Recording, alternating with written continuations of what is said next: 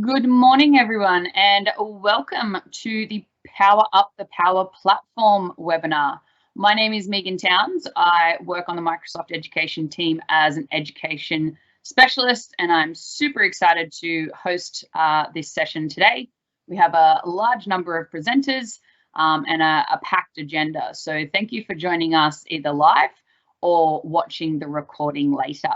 If you've not joined a live event before, please note, oops, I've got my circles wrong there, but that's okay. Please note that there is a Q&A icon in the top right-hand corner, whether you're joining from mobile or from a desktop, and that's where you can ask your questions. It's not a chat, so don't expect to, have conversations with other attendees, but all the presenters are in the background answering those questions as you ask them. If we think anything's relevant, we'll push it through to the attendees to see. If for some reason your stream buffers, in the bottom left-hand corner, the great thing is that the stream continues. You pick up where you left off. But if you do want to join the live moment, you can click live in the bottom left-hand corner. Completely up to you how you might manage your streaming experience. So that's a little bit of housekeeping. Like I said, we are here for the Power Up the Power Platform webinar. Before we kick things off officially, I do want to officially acknowledge country. So our nation's story began at the dawn of time, and the First Nations people always have and always will be the original occupants and carers of this land. I'd like to acknowledge the Mulgoa people of the Darug Nation, who are the traditional custodians of the land on which I join you from today. It's nice and wet and soggy out here in Mulgoa land. And I'd like to pay respect to elders, both past and present, of the Darug Nation and all the nations on which you're joining us from today, and extend that respect to other First Nations people joining with us now and those watching later. And I hope all of you joining from flood-affected areas around the east coast of Australia are safe, and we wish you all the best in the weeks and months ahead as the communities recover. Like I said, action-packed agenda today, and we've got a lovely welcome and a bit of an introduction from Jason Morales and Brett Orton from MOQ Digital. Jason's from our Microsoft team. Then looking at some of the components of the Power Platform, before looking at the K-12 Accelerator program and actual Power Apps in the classroom with a fancy live demo.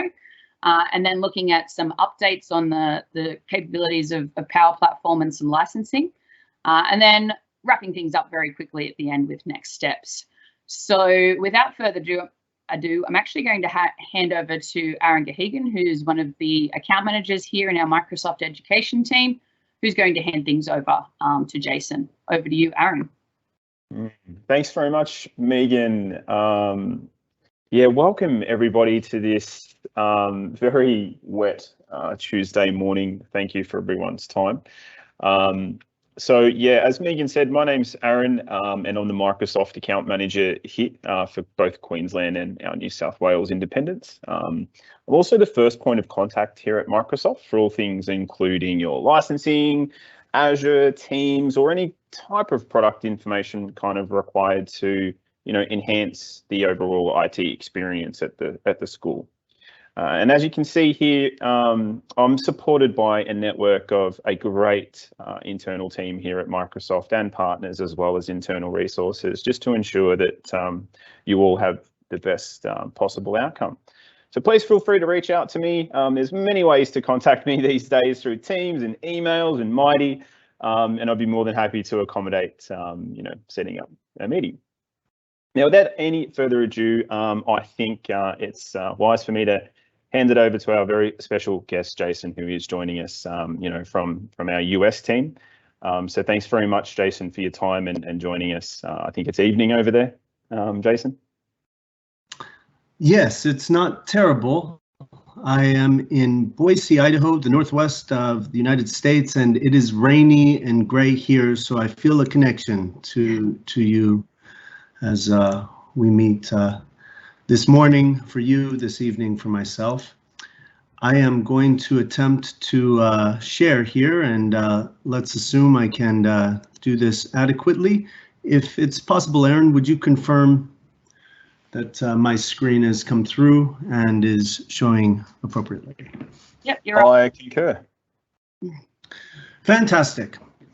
Okay, I will not take too long. I'm very privileged to join you again this morning and to work with this team in Australia. A little bit about myself. First and foremost, I very much welcome any engagement, direct communication from those who attend here and are passionate about using technology in the education arena. Historically, I've worked quite deeply in the data platform, data warehouse, analytics, now the AI arena. And only over the past couple of years have I been in a corporate or worldwide role where now my perspective or purview is extended across the globe and really is very enlightening to see how our technologies have been adopted in very deep and profound ways, as well as quite broadly. And so with that, again, I welcome the opportunity to engage with those of you in Australia, as I am also still learning about the education context and scenarios that are driving what you do there, and I'm eager to always learn more. And so on the side, I did found an international art center, so that's something to be aware of. I'm also a professor at a university here in Idaho, although I took this last year off, and I'm glad for that. That was fortunate timing, I suppose. Now, we're talking about Power Platform here, and it's something to be very aware that our basic context that we're dealing with is quite simple. We need to adapt and do things faster, but we also already have so much of the data. We have so much at our fingertips that will enable us, or should enable us, to do more. And as we think of the Power Platform and what it is comprised of, what it's aimed to do, ultimately, these are technologies, I guess, in a very simple way. I hope this is not too simplistic for everyone who's joining here, but I think of it in sort of the direction, or even in support of the mission at Microsoft. I'm very familiar with using Office. I assume all of you are as well. We've been familiar with word processing and spreadsheets and slide decks for our entire careers, perhaps. But I know my child, I have a 20-year-old as well as a 5-year-old. I expect that their future involves apps and insights with data and those types of technologies that serve those needs. You know, I don't see them necessarily jumping out of their seat for email these days. And I assume, you know, many of us can relate to that. As we evolve these technologies and look forward, we look for where those opportunities exist, but also how do we extend those capabilities to a broad number of folks, to our peers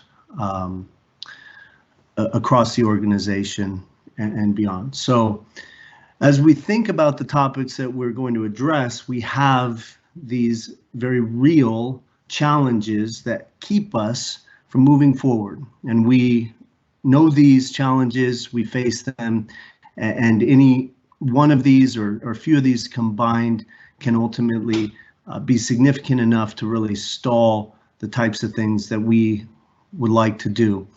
But the one area that we hope to overcome by virtue of this session is that you have no doubt that the technologies are available and there and available to you essentially to begin to address these problems.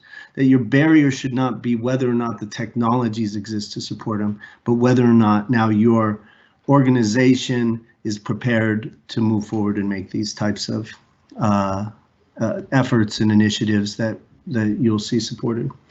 Now I'm going to speak very directly to my experience, and maybe it's because I've had so much of my career where I was directly in the field, so to speak, and hands-on working with institutions. in the primary and secondary education space, as well as the higher ed space, as well as with effectively ministries or statewide institutions in the United States. I can't help but do this. I like to refer to my hands-on real world experience. So I'm going to allude to a situation where the Power Platform really played out quite directly with Purdue University, who I only initially met a year ago in February, right before the pandemic. And as the pandemic came about, there was a need in the higher ed context to somehow determine the quantitative impact that COVID was having upon academic research. Again, I understand this is for a higher ed context, maybe a little different than what you face, but really the more pervasive situation is that need to immediately respond, right? One, we need to collect information that we are not collecting already. We weren't prepared for this. We need to adapt now. And secondly, we want to use and integrate that information we're collecting into a broader context that we need to understand. Now, with my background in data and analytics, I immediately drove to the dashboard to make use of the data that we had not yet collected.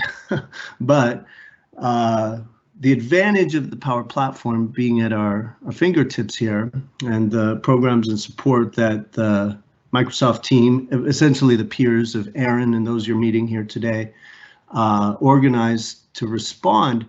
And in doing so, we were able to develop an app integrated within the Power BI environment, actually distributed to researchers across the campus using Teams. So this all really integrated into that environment. Now, they weren't using Teams prior to this, so this was all new. This was all a response to the situation.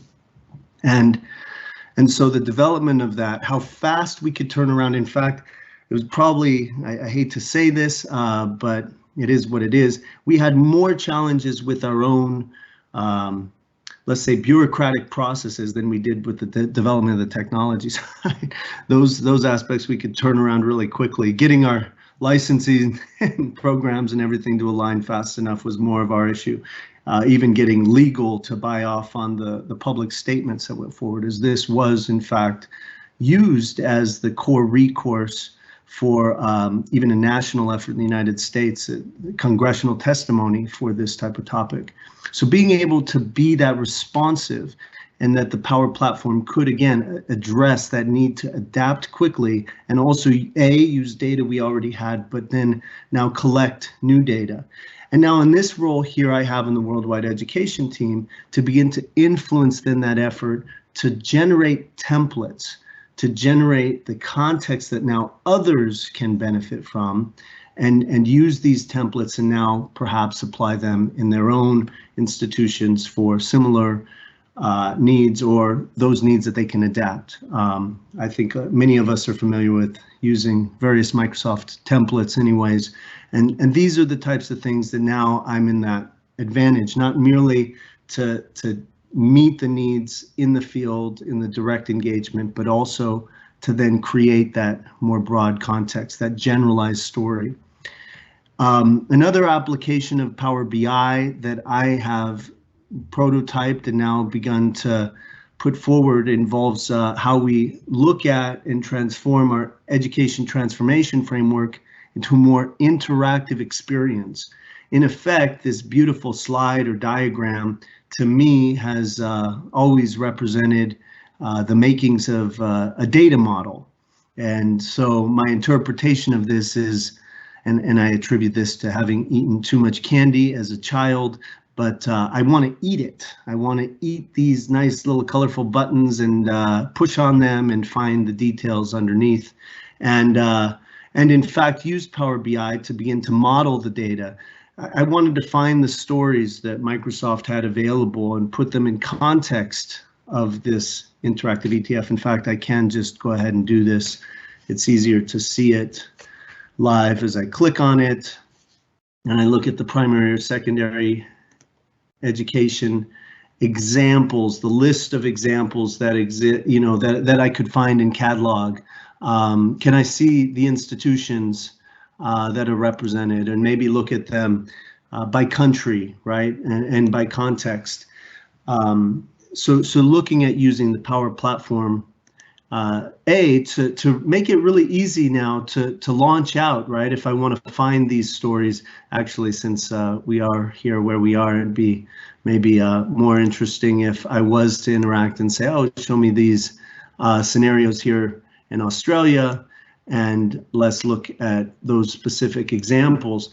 Now, that said, how do we as Microsoft, see, there's the dun, dun, dun. These are the things, how do we collect more of these stories, right? What do we do to generate that? Well, to the same effect, how is the platform, the Power Platform, used to help personalize and scale our engagement?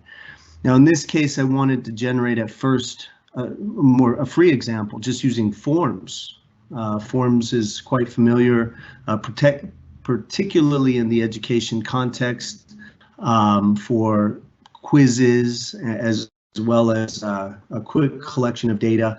And so could I demonstrate and make evident for yourselves and for really anyone who was interested in looking for these stories and finding them in this context, not only to be able to identify the stories, but also to submit those examples and begin to share them and expand this community, right? Can we make those stories relevant? And this only empowers you, your peers, our network of technical experts, as well as those other institutions who are looking to use our technology.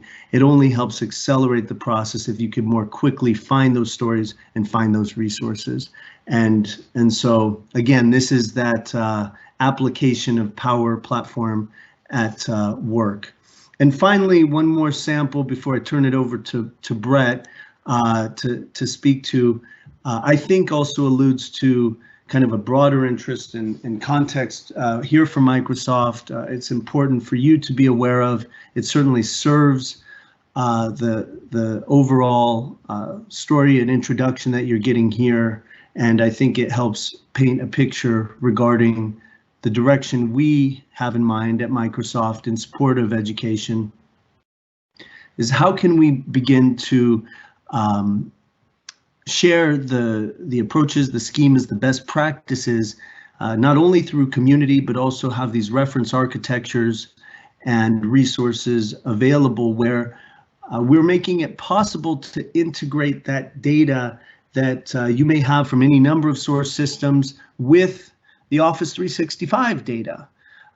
So already you are in a situation where maybe several of you, if not all of you, are using Office 365, Microsoft 365, various components of it within your classrooms. Are there ways for teachers to go ahead and start to observe the engagement that happens in these virtual environments when we do have them? It's not as easy for a teacher who is more used to that experience in the classroom to now have a digital experience and still understand engagement. And so can we start to expose and make available the data regarding engagement that happens in this Office 365 and Microsoft 365 experience, so that now the teachers as well as the leadership at administrative levels can see this information, but also more importantly, integrated against the data that they may be pulling from other areas. And so this type of broader, again, it's more of an international initiative. It's one in where we are looking to comply with and uphold various standards that are required for any various ministries and also just the industry at large as best practices. And we really encourage you to take a look at that and partake as these types of technologies and capabilities evolve. And again, I'm very much involved in that and would love to engage anyone who had questions or follow up there. To kind of wrap up, again, the objective is how we are collecting informed and meaningful data, how we are translating that data to drive our decisions, to influence our actions and ultimately our outcomes. And as we think of this in the context of using data, here's again a nice simple a diagram, something for you to consider as you break down what the context is. Again, sometimes monitoring and reporting is exactly what we need, whereas in other scenarios, we're looking for more diagnostic or even prescriptive types of communications or insights delivered our way. And with that, I hope that you learn a lot here through the sessions ahead, and I will certainly be available and in touch as there are questions and interests that you have here with our team at Worldwide Education. With that, Brett, I'll turn it over to you to go ahead and dig in further regarding the components, and thank you very much again for this opportunity to meet with the team and those who joined. Thanks so much. Over to you, Brett. And thanks, Megan, and thanks, Jason, very much for his expertise. Every time I listen to one of Jason's presentations, I always learn something new. There's always some really good takeaways, and I think one of the most exciting things on the horizon is that open analytics program of work. So as a partner within Microsoft, but we're very keen to get involved in that program. We started doing some work in the background with some of the team there. So they're very open to feedback. They're very open to assistance. So thanks, Jason, for your presentation this morning. That was great. What I wanted to do, I guess, was just to pick up some of the main ideas that Jason spoke about this morning, break it down into some of the components, and give you an example of a piece of work that we supported some schools with during the COVID homeschooling, or I like to call it opportunity, but homeschooling that occurred last year. So Megan, can I get you on the next one? So as Jason's already shown you and has presented, there's a number of components that make up the Microsoft Power Platform. And we're excited with this particular suite of tools because they continue to grow and evolve and connect more and more of the Microsoft services together. And we think through the connection of these tools, they're becoming much more powerful, and it's starting to be able to be exposed through a whole range of different types of interfaces, including Microsoft Teams. We're excited about the data connectors. We're excited about how you could potentially take the data using these tools into AI and build some AI-related, assessments or some evaluations. And I guess the other main part of there is the common data service, which is goal, I guess, is to make all of these products easy to use with more accessible data. I guess a little bit like what Jason spoke about with the Open Analytics program. So we're really excited about what this particular product can provide. Next slide for me. So what I wanted to do quickly was just to go through and give you some examples of the types of things we're seeing with each of the components. So the first one is Power BI. A lot of you would be familiar with Power BI as a mechanism to be able to take data, to do some translation of that data, and then to be able to present data back to users in the form of dashboards. Now, Power BI certainly continues to evolve and change, and is now certainly much more connected with the rest of the Power Platform than it was certainly when it first came out. And I think that's certainly recently been recognised by Gartner, who now have the Power BI product as a leader in their Magic Quadrant conversation. It's becoming very powerful, and it's becoming a really easy way to take data. And it's becoming, I guess, the mechanism. It was really interesting through the Microsoft GEPS event, which is a global education partner event, with the head of the analytics area within Microsoft saying, these are the sorts of tools we can now be putting in the hands of our kids. So I think it's a very exciting opportunity for us to see how Power BI continues to evolve into the machine learning and into the analytics, into the AI, but also as a really powerful tool just to visualize data, even in a classroom context. Next slide. This was a little application. So I guess during the COVID outbreak, and homeschooling, we built a little what we call a check-in app. Didn't take very long. That's the beauty of the platform that's in place here. So I think within a very small amount of time, we were able to build an app that basically asked staff or people in schools, all these areas are all customizable, to give us some feeling, give us some ideas about how they were travelling, whether they were going well, whether they're okay, whether they could be doing better, whether they're not well, whether they're at particular risk, because it was really important for us to be able to get that information back quickly, so we could figure out what sort of support that we needed. And based on that, you can also put down some of your shared stories. So to start to build a bit of a shared understanding, a bit of a shared way in which we can, to get information, some storytelling going on within the organisations or within the schools of some interesting things that they've seen or have occurred during that COVID period. Next slide, please, Megan.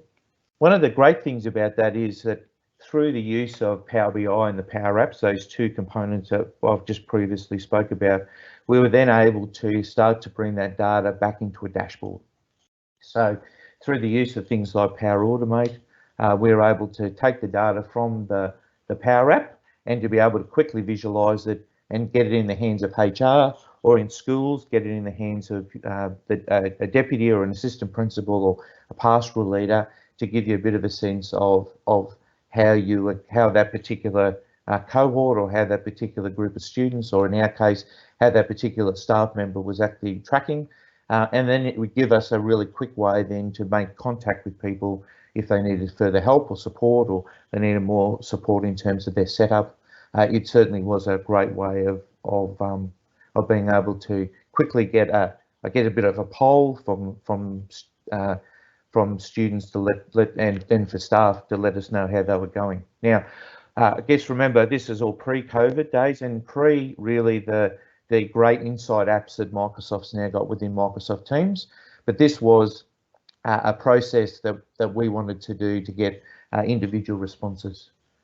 So next slide, please. So I guess the beauty of this is that, and in particular, the Power Automate process. And I guess what we're finding in a lot of schools, without a great deal of explanation, people are going away and are using things like the Power Automate because it is relatively easy to use. Once you've got some of the major concepts, we're seeing everything from entry-level IT guys, plus even some staff in administration who are going through and actually building out really quite great workflow processes using the Power Automate function. It is, as I said, it is relatively easy to use.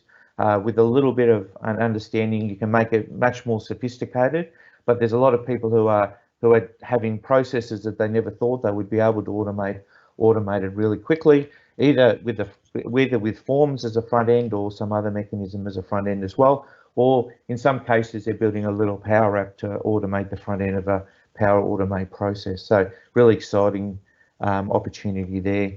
And of course, the Power Virtual Agents, we certainly have a number of virtual agents. So one for us is a we have to book desks as part of our coming into our office. So if you want to know how to do that, you go to a virtual agent, a bot in our case, you ask for desk booking, and it provides you back with a whole range of information. Anything within our HR or process land now, we can simply type in desk booking or leave or whatever, and it will instantly bring us back some information. Plus also it gives us the ability to be able to ask an expert or to share feedback about the information that's been provided.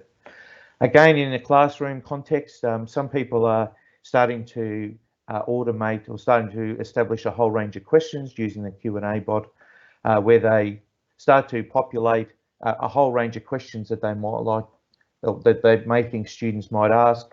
They ask a question.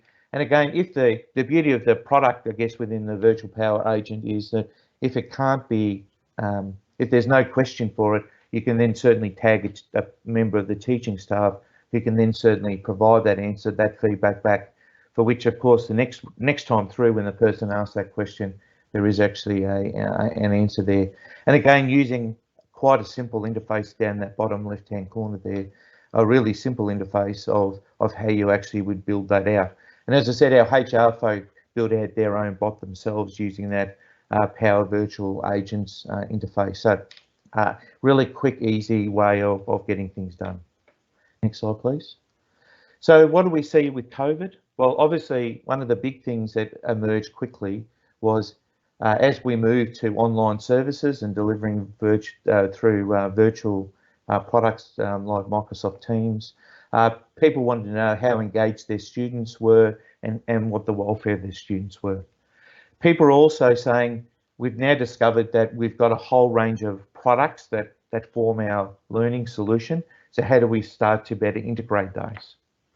People were looking for better processes to automate and simplify, because it wasn't a case where people could simply get up and walk across the desks in all these circumstances. So how do you better automate and simplify remote access to services?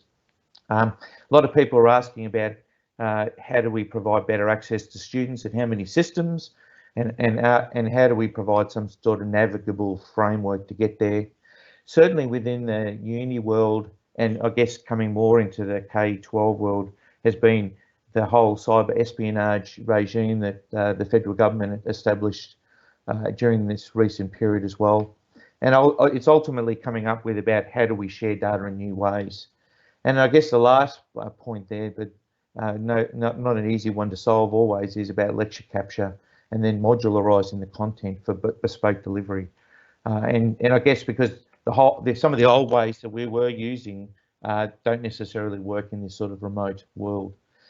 What I wanted to touch at the moment was really talking about the first off point there, but I guess what we discovered through this process is that the Microsoft products, through integrated learning solutions, through bringing products into Teams, the automation processes through the Power Platform, the student access can also be solved by bringing platforms into the Microsoft Teams so that you end up with one place for kids to go.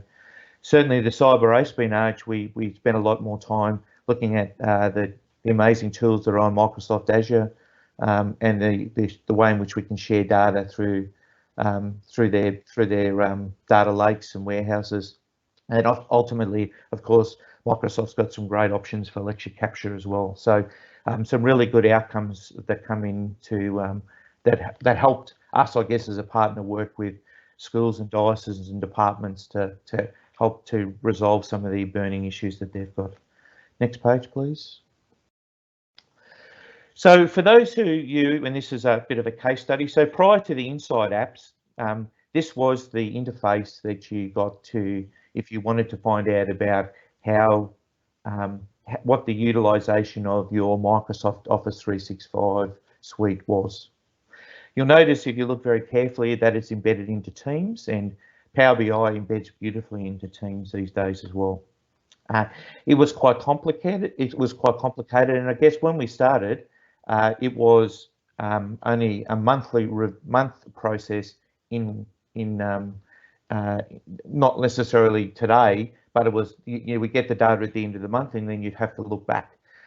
So a lot of schools were asking us, is there some way that we can potentially add to this to get us data within, let's say, the last 7 days or the last 30 days, so we're not looking backwards, but we're starting to get more timely data.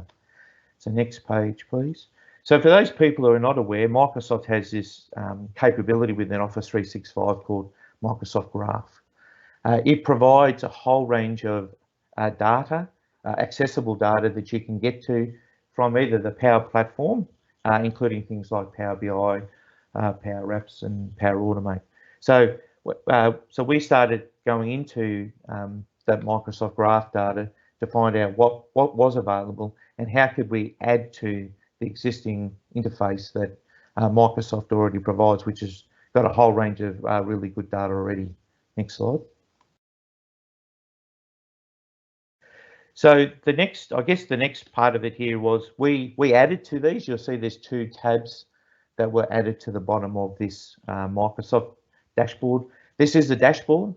We built it based on 7 days. We went into the Graph API, we grabbed the data and we started presenting it back in a form that we found was much more helpful and useful for the schools to use. So a lot of the times they thought about departments. We were able to rebadge departments as years. And so what we started to do was to get some really accurate data over a 7-day period to show who were what was going on in each of the year levels, who were the big teams users, and this was done not only just for students, but we could also see what was going on in staff. So it started to give us a bit of a sense of who was engaging and who wasn't engaging in the various aspects. Now, there's obviously additional dashboards that I don't have time to go into today, but also it also drills down into saying, you know, what are the sorts of engagement they have, whether it's a conversation, a video, a chat, or was it just about sharing content? So again, a very powerful way of being able to take the data that Microsoft already provides and using the Graph API to be able to expose more data into this particular view. Next slide for us. And as I said to you, also for staff, there was a way of getting a better sense of what departments were engaging with the tools, how much time were people spending, what was the activity per user, and there's certainly a lot more data that can flow on from this. And of course, who were the main people who were engaging over that 7-day period of time, and what are the sorts of things that they were doing with them. So again, a very powerful extension of the existing functionality, much more tailored towards that particular scenario. Next slide, please. We still think that the power is in the ability to be able to aggregate both. And we're seeing certainly many more scenarios where they're taking the data that we already have, so the stuff that's already available, provided by Microsoft through the API graph, plus the data that's coming out of maybe a pre-built app, a check-in type app, plus maybe the data coming from school admin systems or other learning platforms, and starting to aggregate that into dashboard to provide a very rich feature of not only the academics, but also get some real life input from students about how they're tracking and how they're feeling, including their level of engagement with the tools that we want them to be engaging with, providing a very quick and easy snapshot of those who are engaged, those who might be having trouble, and those where we see there's some really excellent practice going on that we can certainly promote and encourage as well. So a really good case study of actually starting to bring more and more of the data together.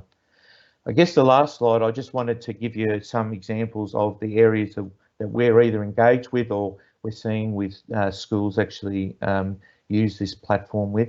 Certainly, I've given you a bit of an example around student engagement and wellbeing. Microsoft's also got a really great app now that's available within Teams that you can collect some data, really good check-in data. Certainly, we're seeing a lot of things around identifying trends and anomalies in assessment. So to try to find where lots of students are getting the same question wrong, how do we address those sorts of stuff? We're seeing a lot of things, a new brand or new basis of technology called nudge tech. The whole idea is very quickly, within a very short amount of time, predict the future of student performance based on past patterns of learning, and then to be able to bring that data back to teachers very quickly, or back to uni, faculty really quickly, and then make contact with students to go, what's going on? Can we help you? Is there some additional material that we can provide? And obviously the other main one with inside a classroom is obviously the collecting, the workflowing, the sharing, the validating of data to support research in particular. I guess inside the classroom in a very different context though is we're starting to see people build little applications for multiplication, spelling, shapes, translating languages, and a whole range of other things. Certainly, we're seeing some random student pickers, student reward management, things that are being developed in the Power Apps. There's certainly some simulations and some question and answer bots that I guess are starting to emerge, I guess, from within the platform as well. I guess outside the classroom, certainly there's a whole lot of wanting to use these tools to manage inventory of music, of chemistry, chemicals, of sports equipment, look at the ways in which we onboard students. I guess one of the other things we're seeing, visitor management, and probably the other main one we're seeing is workplace health and safety and building maintenance, and the ability to be able to capture images as well and be able to share them on. So lots of really exciting, and I guess that's just a really short subset of the things that we're seeing. So we're seeing really great movement in the platform, and I'm very grateful for the opportunity to come forward and to provide some of that data for you today. So thanks very much again, and I'll hand it back to Megan. Thank you very much, Brett. Amazing presentation there from one of our phenomenal partners in MOQ Digital. So really loved the examples that you shared. It was really cool to see the way the schools are using the Power Platform across Australia. So next up, I'm very happy to introduce Manasi Priya, who's a business applications specialist based here in Australia. Focusing specifically on the education sector. And then a little bit later, we're going to hear from Cindy who's going to do a live demo, nothing like a live demo to get the blood racing in the morning. So without further ado, I will hand over to Manasi. Thank you, Megan. Good morning, everyone. For the next 5-7 minutes, I want to talk about the K-12 Accelerator. You may or may not have heard about it. So I want to just cover off what it actually means in the context of Power Platform. And then I'll hand over to Cindy to do a bit of a demo to put everything into perspective by looking at a use case that is quite relevant to schools. So Brett and Jason have shown some really great examples of how Power Platform can be leveraged in the K-12 space and how we're able to quickly respond, especially in some of the COVID-related use cases. Yes, they leverage the low-code platform, promoting, citizen development, really letting our citizens innovate and quickly build apps. But we still need to think about these applications from scratch a little bit, right? How data would be structured, how data would be stored, even if when we're building these applications, they require no code or low code. This led to our customers and partners really wanting solutions and platforms that are tailored for their industries. And so Microsoft started working very closely with representatives of various industries, the industry experts, to make data structures and sort of like common data model that is more relevant to them. And that's where the industry accelerators came into the equation. We've built these industry accelerators that sit on top of the Microsoft Power Platform, which Jason and Brett covered. So these industry accelerators essentially offer scenarios and data models that are specific to certain industries. So we've built industry accelerators for education, finance, health, not-for-profit, manufacturing, media, telecom. And what this has allowed us to do is really basically get partners and customers can take these industry accelerators, and instead of starting from scratch, they can start using the data, the structures available, or the scenarios available in these accelerators to really expedite the development of applications or address business problems. So Megan, if you can please go to the next slide. If we think about the capabilities that are available in these industry accelerators, and I'll put it into perspective when I talk about the K-12 accelerator, but essentially at the very core is the data model. So, how do you define student as an entity? What attributes are related to that student when you're building an application that might be specific to a student, right? The accelerator also comes with some common workflows and business processes that may be applicable across the industry. The idea is that you can start that particular, you can start building your specific workflow by taking that template and extending upon it so that you're not really starting from scratch, or you're not having to think about, what does the data model look like? So it really helps in accelerating your time to market, accelerating addressing business problems that your end users are facing, because we've sort of we've built a local platform so that you don't really need to have development experience, but on top of that we've also built these industry specific scenarios that you can just take and start extending upon. We've also built some AI and machine learning models. So, you know, we're not just talking here about, you know, here's a particular scenario, but we've extended it. We've really transformed it by thinking, how do we add intelligence into it so that it really transforms it, not just digitizes, you know, what you've got on paper into a Power App or into a digital solution, but how do we actually add smart? So all that stuff is actually built into the Industry Accelerator. The other big advantage is that because we've built industry accelerators that are specific to certain industries, you can still use multiple accelerators. And I say that because we've seen that this specifically in the education sector, where our customers are using combinations of the education accelerator because it offers a very education specific data model, but they're also leveraging the not-for-profit accelerator because the not-for-profit accelerator really focuses on that constituent management, which is applicable when we talk about, you know, alumni management and donor management. So, you know, the big advantage is that you can combine multiple accelerators to really solve business problems that are specific to your organization or your school. So just diving a little bit deeper into what the K-12 accelerator offers. Megan, if you could please jump on the next slide.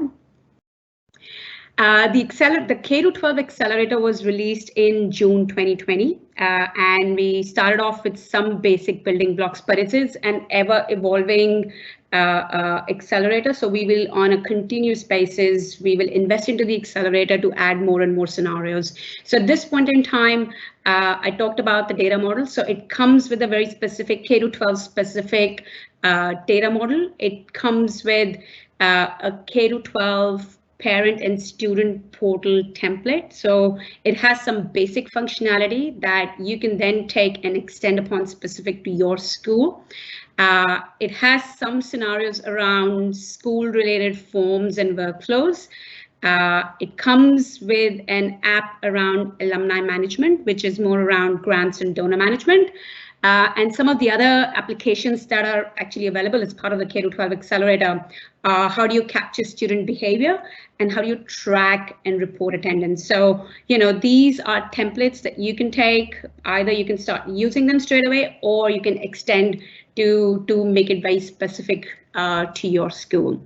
So in the next couple of slides, I'll just show you some screenshots of, you know, how or what those applications look like. So Megan, if you move on to the next slide, here's a screenshot of what that student or K-12 data model looks like. So we've got base set of attributes that are very education specific, and then we've sort of like broken it down into K-12 specific attributes and what that relationship across those attributes would look like. So this is a data model that you can start building, and our partners such as MOQ Digital can really quickly, you know, start building solutions based off this data model.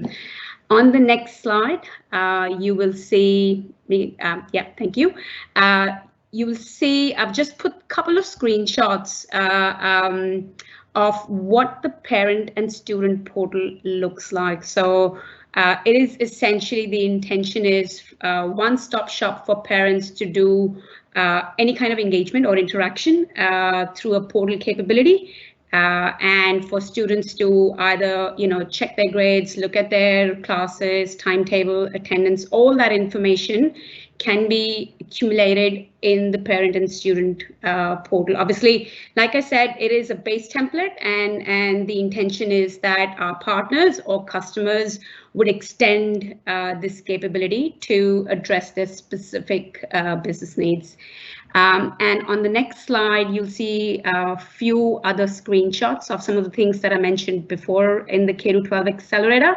So I've added some screenshots of some Power Apps available as part of the Accelerator. So there's an attendance Power App, which in its base format looks like the top left screenshot on the slide. We've got grants management. How do you actually capture student behavior? So there's a lot packed in the K-12 Accelerator. So you don't need to just use the Power Platform. You can essentially leverage the K-12 Accelerator to start addressing some of your business problems with a lot of agility. And I guess this is sort of the Accelerator in a nutshell. Like I said, it is an ever-evolving piece, so we will keep adding more functionality into it, but it'll be a great starting point for a lot of the schools to address some of their business challenges. In the next session or in the next part of this presentation, I want to hand over to Cindy to do a bit of a live demo for an example use case around how do we manage extracurricular activities. Cindy is a volunteer as an aftercare school manager and has recently joined Microsoft as an intern. And the intention behind this demonstration is to bring all the things that we've talked about, things that Jason talked about, Brett talked about, and I talked around the K-12 Accelerator. How do we actually package it and create a Power App?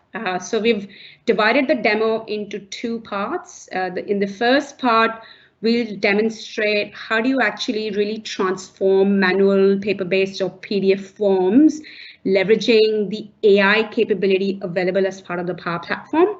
And in the second part of the demo, we'll show how do you actually build a Power App that really transforms something that has traditionally been done in Excel spreadsheets. So without further ado, I will hand over to Cindy. Yeah, awesome. Let me know when you guys can see my screen.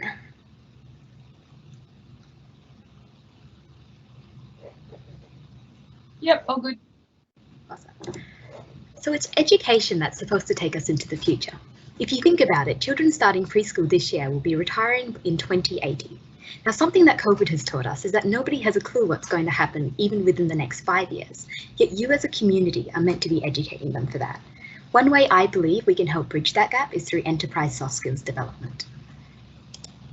My name is Cindy and I'm one of the interns at Microsoft this year.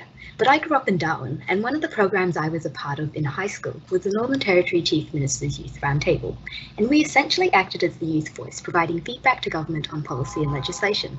As part of that, I co-founded an initiative called Sparks NT, where we delivered enterprise soft skills workshops to schools across the territory, partnering with community stakeholders like the YMCA, Foundation of Young Australians, and Headspace. One of the key findings that we presented back to government was that there is an opportunity that exists for schools to facilitate a more holistic learning experience and help their students develop those soft skills through supplying extracurricular activities. So what does that actually look like? Well, since moving to Sydney for uni, I spent the past 3 years tutoring and running many of these activities in local schools, learning more about the system and how it all fits together. So I wanted to start by walking you through the user journey of how extracurricular activities are currently managed in schools. So the first stage is our discovery, where we're trying to get students interested and raise awareness for the different extracurricular activities that are available. For all the schools I've worked at, this is usually done on an ad hoc basis, via a newsletter or word of mouth, and sometimes even managed individually by staff. And the key outcome we're driving here is just to get registrations and permission slips signed and processed. This is then followed by our engagement. So how do we go about facilitating the activities? This involves all our internal logistics like booking classrooms and spaces, managing any external providers coming into schools, and tracking attendance. Then we have continued engagement, which is any process that usually happens after the term. That's all our end of term fees processing, but we're also looking at ways to continue investing in student opportunities. So how do we measure the success of these programs and capture any of the big wins and highlights for schools? So for example, if the school was involved in any sporting achievements, and how can we help automate that process around reporting? But today I'm going to be demonstrating 3 components from this journey, and I really hope to show you how we can start to use elements of the Power Platform to make some of these things a little bit easier. So the first thing we're going to look at is how to take a paper-based form and digitize it using our AI component on the Power Platform. Then I'm going to walk you through how we can transform the experience around classroom management and our internal logistics using components from the K-12 Accelerator. So I'm going to start off with the standard registration form for an after-school Taekwondo class, but you can think of it as any paper-based or PDF form you might have in your schools. And so it's just got some basic information like the student details, parent contact information, and allergies. So I'm going to navigate over to our AI builder and walk you through how easy it is to train an AI model based off of this form. Right. So we're going to start by declaring the information that we want to extract as different fields. So I've gone ahead and I've pre-populated this with the student name, date of birth, what year they're in, information like that. Then I'm just going to go ahead and press next. And then I have uploaded the form that I've just shown you. So we're going to let that analyze now.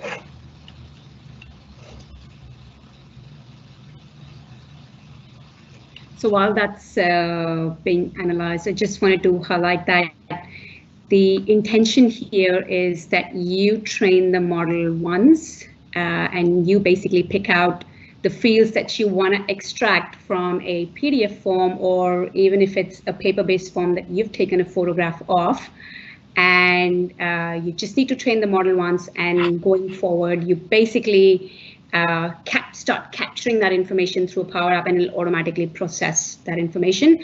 What Cindy's showing you here is just one of the many AI models that are pre-built within the AI builder, which is forms processing, but some of the others that you can take advantage of are like sentiment analysis to capture or automatically detect, say, feedback from parents. You can do text translation, language detection, and things like that. And I think, Cindy, your form's now showing up, so over to you. Sorry. Yep. Okay, so now we can see that it's already gone through and tagged some of the different fields based off of the information that we've already declared at the beginning. And if I actually wanted to go through and change any of those, I can just unselect it. And if you think about this maybe in terms of the paper-based form, all you need to really do is highlight the different areas of your form and just tag it to the right field. Yeah, so these are just different examples that I can go through that I've just trained my model based off of. And once that's done, I can just go ahead and press next and train.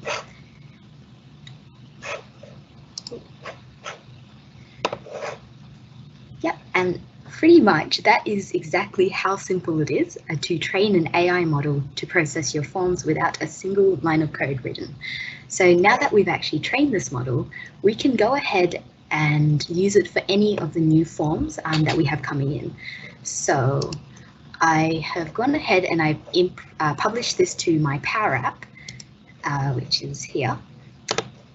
And we can use this, so if you can think about this view as maybe somebody like a school administrator is using this to process any of the forms that they have on hand. So they can go ahead and either take photos of the form, or I'm going to upload a PDF version. And as we can see, it's just going to extract all that information.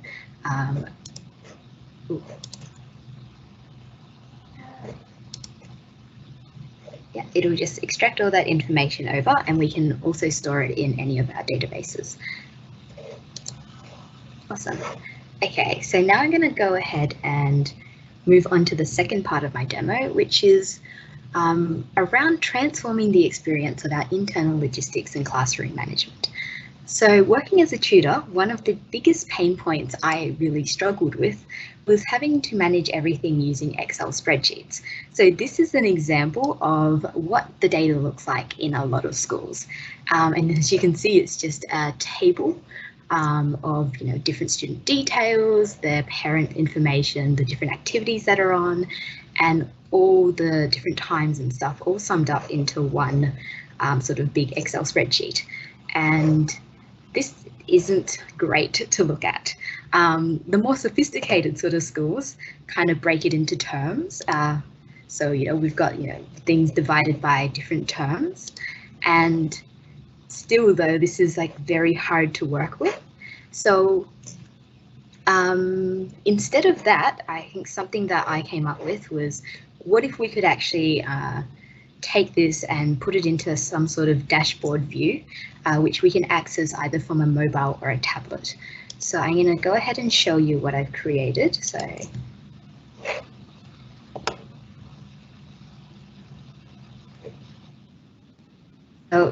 this is our dashboard view using the same sort of information that's on this Excel spreadsheet.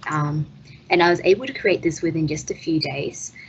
using the Power Platform and just the drag and drop capabilities, and with no previous experience as well on the Power Platform. So in this view, I've created this calendar view of events, which acts as the one-stop shop for aftercare managers to access all the information they need. So in a lot of schools, how this usually works is you have one aftercare manager or head tutor who has to sort of run around to all the different classrooms and make sure that every student and external provider or facilitator is in the right place. So this is sort of their dashboard now that they can use to help manage that process. But with the Power Platform capabilities, we can actually also expand into more sophisticated views as well.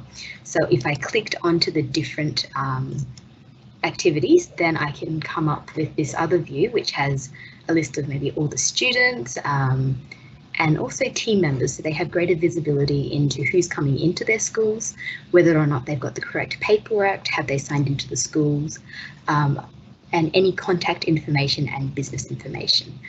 So if you can just think about the administrative overhead that this helps eliminate into maintaining like the original Excel spreadsheet that we would have had.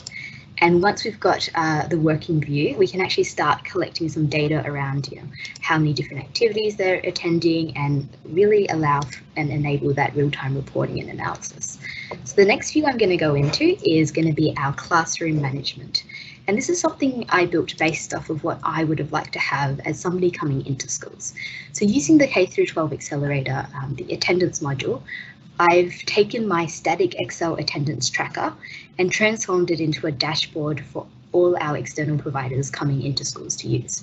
So as a tutor, I have access to all the information I'd need. So I know which students are in my class, the parent contact information, and additional notes such as whether or not they have permission to leave, or if a school has an existing procedure, such as picking the students up or taking them to the front gate.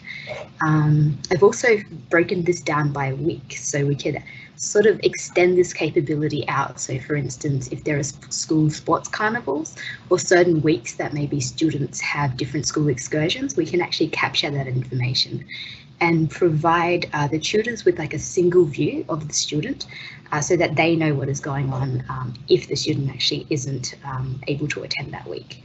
Then some other cool features I sort of added just for my own personal benefit was this idea of like a status message. So that helps us create feedback loops within schools. So for example, if one of my students misses out on multiple classes, the system could automatically notify the aftercare manager to then follow up with the parents.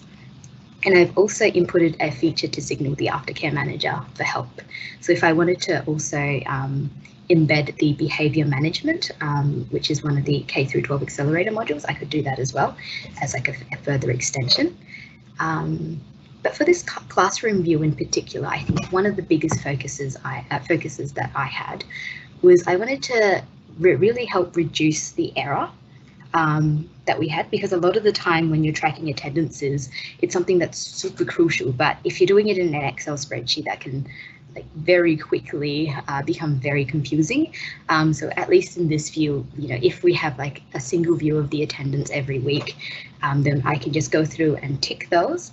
And if by any chance I do miss it, if we create feedback loops as well that notify the schools, then if I accidentally miss one, the school will be notified and I can go back and fix it in time, as opposed to maybe waiting to like the end of term when we do all of our booking and our billing and invoicing, when it's actually probably too late as well. And so to sum sort of this up, I think some of the things I really wanted to emphasize is that I had no previous experience using the Power Platform, and I was pretty much able to take an Excel spreadsheet and totally transform the experience using the Power Platform within just a few days and with 0 lines of code. So I'm going to go back to my PowerPoint now. And I think the last thing that I haven't really touched on is that this other module here, which is our reporting through Power BI. So pretty much because we've got all this data sitting on top of our Power Platform, this then gives us that ability to really bring it all together and integrate it into something like Power BI for all our reporting. So I've just got a quick example of like a dashboard view that we can generate using just the attendance data and how this allows us to start making more data-driven decisions. And for me, I have also some of the key sort of benefits I think the Power Platform really brings. So the first one is around reducing the administration overheads and getting rid of all those redundant tasks. Then the next one was around optimizing operations, and then also the common data platform. So having all our data sitting in one place makes it really effective for reporting. So if you are interested in this particular use case of Power Apps, please reach out to me, and I've included my email as well, and we can go into some more depth into that. And I'll now be handing over to Monica, our commercial executive, who'll be presenting on some of the new capabilities and licensing for the Power Platform.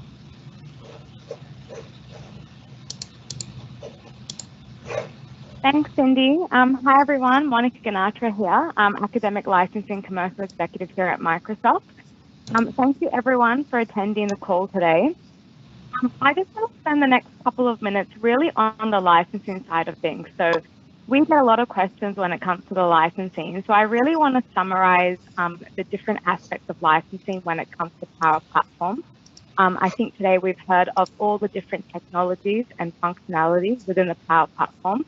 So I really want to talk about the licensing for each of those technologies. Thanks, Megan.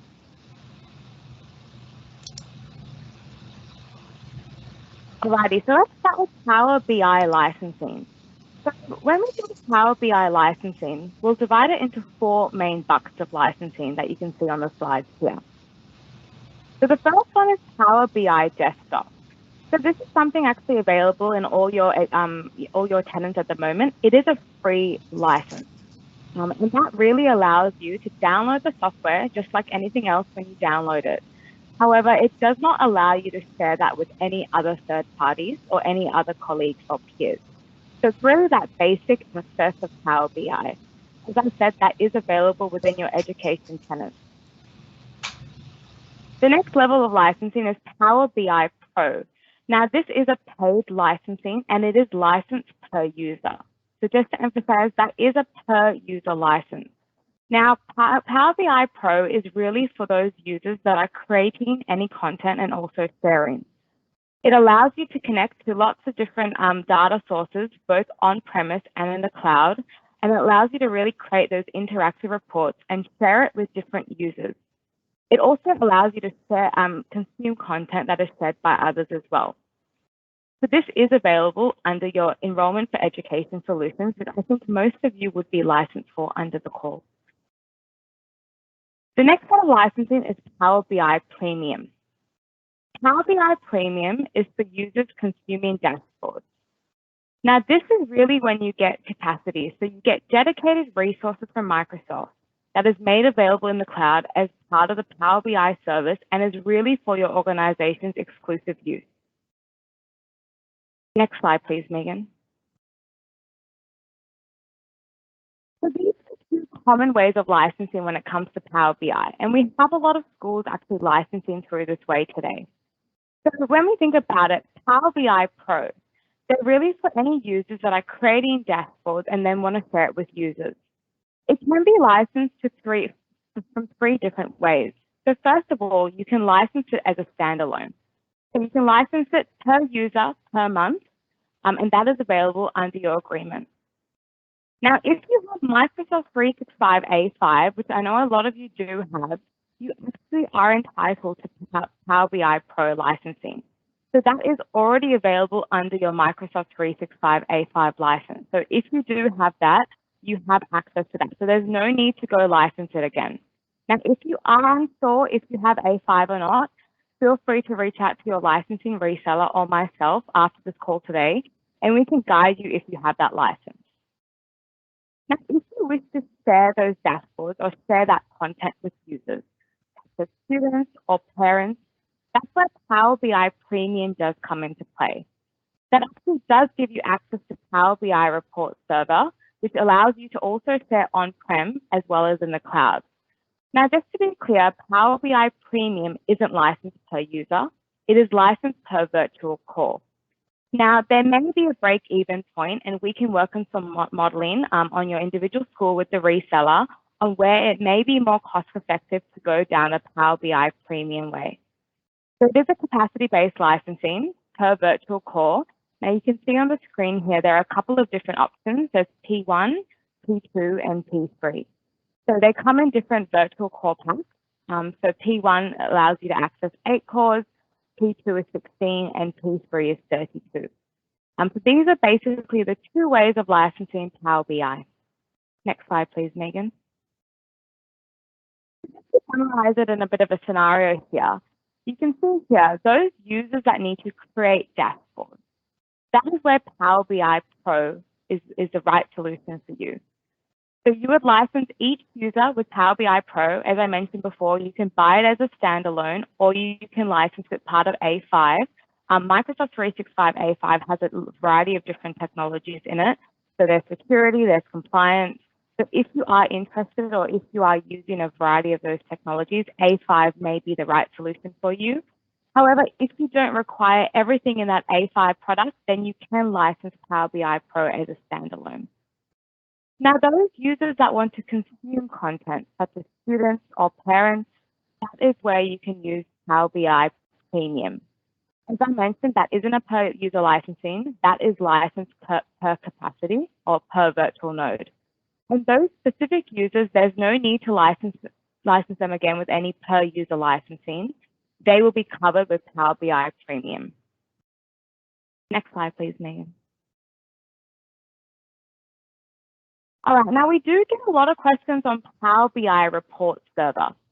The Power BI Report Server is a bit of an on-premise product, but it is another way to deploy your Power BI dashboards to other users, so things like students or parents.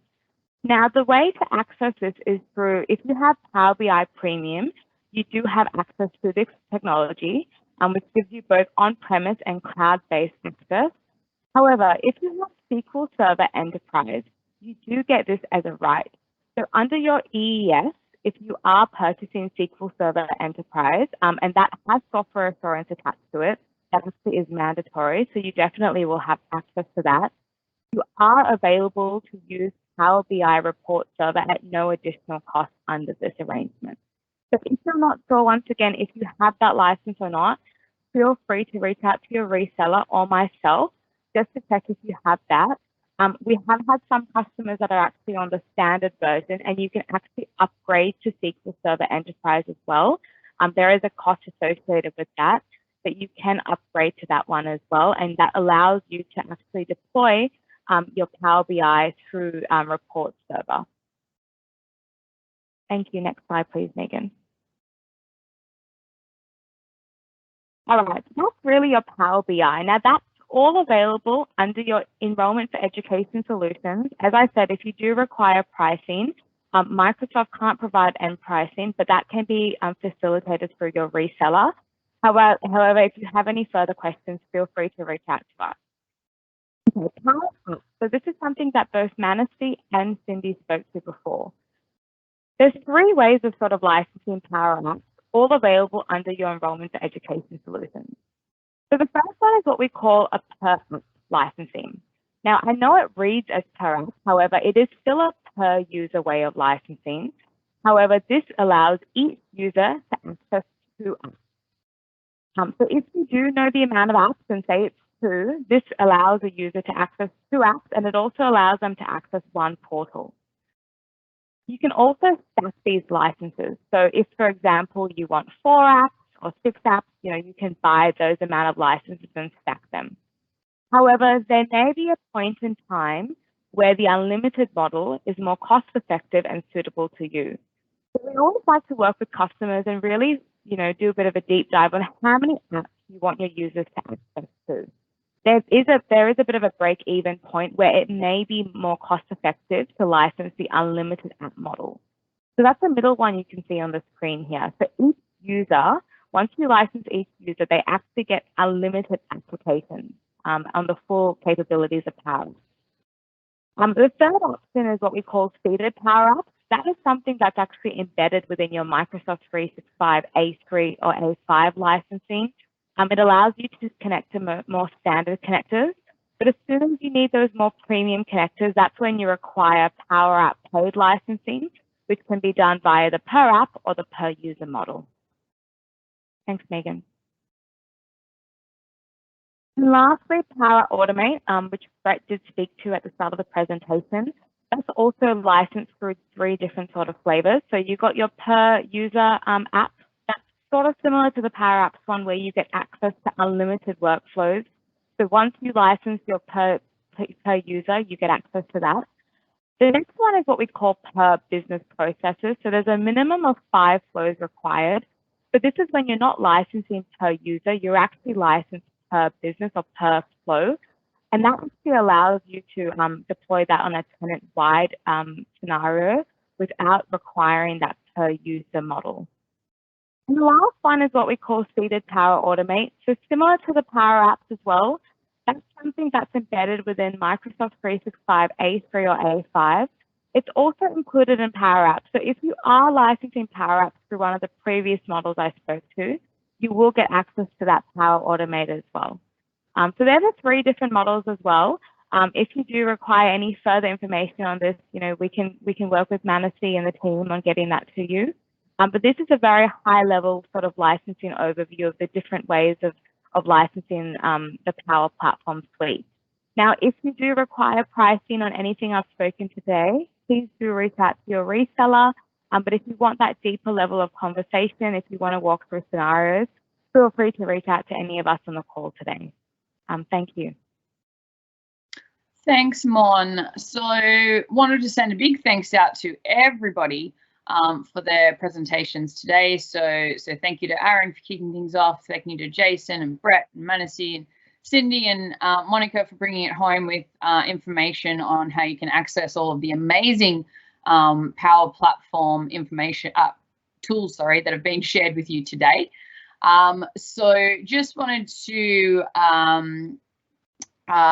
introduce to you a Microsoft community team that we have set up that you might like to join. So we're extending this to schools within Australia. So if you are joining from outside of Australia, unfortunately, this space isn't for you. But if you are from within a school in Australia, we invite you to fill out this particular form, and I'll share that link at the very end.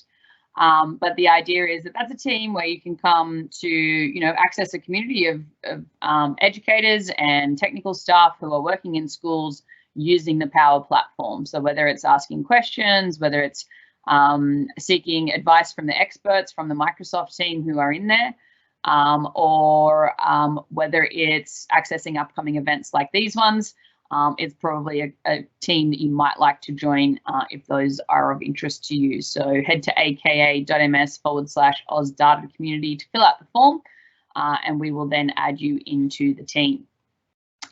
So here ends our presentation for today on Power Up the Power Platform in education. Hopefully you've got lots of different ideas. The slide on the screen is where you can access the recording later on. That should be up sometime next week on our education playlist within the Microsoft Australia YouTube channel. If you'd like to access the slides, we have turned those into a PDF and you can download those at the link on the screen as well. And then finally, if you'd like to join that Australian data community, please head to aka.ms/Oz Data Community, where we will be adding you in as soon as you fill out that form. So thanks everyone for joining today, and hopefully we will see you on the flip side. Bye everyone. Have a great day.